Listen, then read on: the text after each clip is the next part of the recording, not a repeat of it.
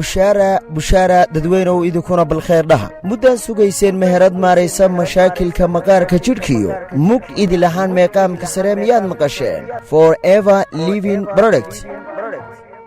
waa shirkad maraykana oo la aasaasay sannaddii 1978 forever living product waxay leedahay beeraha iyo warshadaha ugu waaweyn adduunka ee wax soo saarka dacarta iyo malabka sida dabiiciga ah shirkaddu waxay kaaga shaqaysaa 160 dal waxaana ay soo saartaa 250 badeecadood oo kala duwan agabyada ay soo saarta waxa ugu muhiimsan qaybaha cabitaanka ka samaysan dacar saafiya iyo qaar lagu daray khudrado kala duwan waxay caawinayaan dheefshiidka iyo qashinsaarka caloosha faa'iidooyinka cabitaanada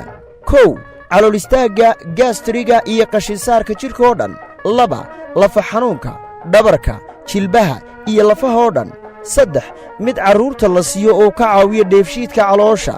4 waxaa kaloo ay faa'iido u leedahay infekshinka ku dhaca kaadimareenka iyo caado wareerka waxaa kaloo forever living product waxay kuu keentay cunto caawiyayaal dabiiciya oo nafaqo leh iyo faytamiino jidhka u baahan yahay waxaana laga sameeyey kow kalluunka iyo macdanta badda ku dhex jirta 2 malabka iyo boqoradda shinnida cuntadeeda 3 qayb ka samaysan dhirta dabiiciga inteeda waxtarka leh faa'iidooyinka aad ka helaysana waxaa ka mid ah waxay caawiyaan dhiigkarka gastriga calool istaagga lafa xanuunka dhiig la'aanta macaanka iyo xasuusta sidoo kale shirkadda wax soo saarka dhirta dabiiciga waxaa kaloo ay meesha kuugu diyaarisay clean 9 oo macnaheedu yahay nadiifinta jidhka oo waxtarkeedu ay tahay miisaan dhimis iyo miisaan kordhis dabiiciya oo aan lahayn dhibaato dambe qaybta kiriimada oo laga sameeyey dacar malab iyo dhir dabiiciya oo kaa caawinaya dhibaatooyinka maqaarka haaraha iyo finanka waxaa kaloo ay shirkadda dhirta dabiiciga ay kuu keentay shaambooyo iyo dawooyin loogu talagalay